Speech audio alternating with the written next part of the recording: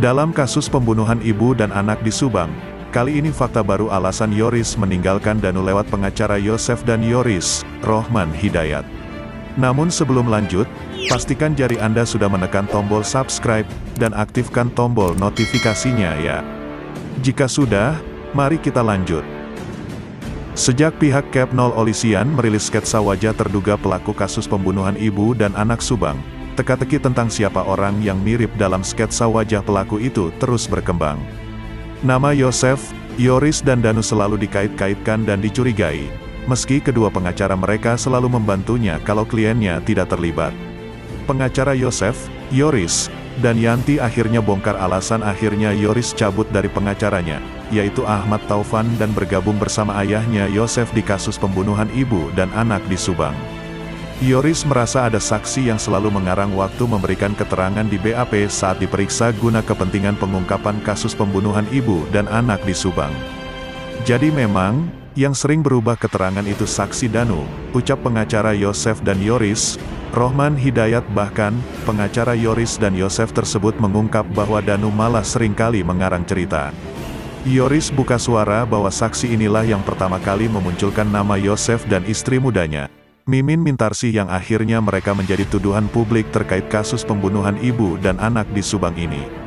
Hal tersebut dikemukakan kuasa hukum Yosef, Yoris, Mimin, Rohman Hidayat waktu diwawancarai tim Desjabar.com, pada Rabu tanggal 5 Januari tahun 2022 malam.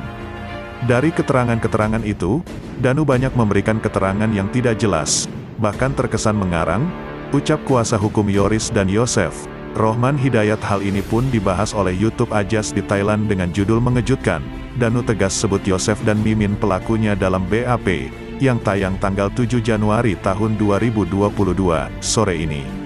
Analisa Anjas tersebut mengupas soal pernyataan Rohman Hidayat, di Desjabar.com, yang menyebutkan soal perkataan Danu waktu di BAP menyebut nama Yosef dan Bu Mimin, tetapi pernyataan Danu tak mau menandatanganinya.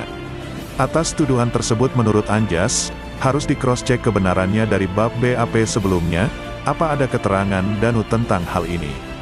Alasan Danu tidak ditandatangan menurut Rohman Hidayat sesuai cerita Yoris dan Yanti bahwa karena apa yang dituangkan dalam BAP itu ialah karangan belaka. Danu mengatakan seperti itu, menurut analisa Anjas bisa aja Danu waktu itu berkata jujur apa adanya, tetapi karena ketakutan sehingga menjadi melakukan hal-hal seperti tersebut. Seperti adanya ancaman atau karena ketakutan sehingga tak menandatangani BAP. Tapi kalau sekarang dinilai kecil kemungkinan, sebab memang saat ini sudah didampingi penasehat hukum dan juga banyak pendukungnya, jadi kalau istilah kambing hitam yang benar dipersalahkan, biasanya pada orang sangat lemah. Danu sekarang tidak lemah lagi, tim pengacara banyak mendukung Danu jadi hal ini mudah bisa dipatahkan, ucap Anjas. Lalu alasan kedua kenapa Danu tak mau menandatangani BAP, sebab bisa merasa tertekan dan mengalami goncangan jiwa. Salah satu yang dilakukan penyidik dengan memeriksa Danu dari segi kesehatan jiwanya. Kemudian kalaupun benar pernyataan Rohman Hidayat, kenapa tim penyidik Polres Subang tidak mengambil langkah-langkah konkret buat Danu? Tetapi terlepas benar tidak kalau memang pernyataan Danu yang dituangkan dalam BAP bila sudah ditandatangan berarti sudah bisa menjadi alat bukti.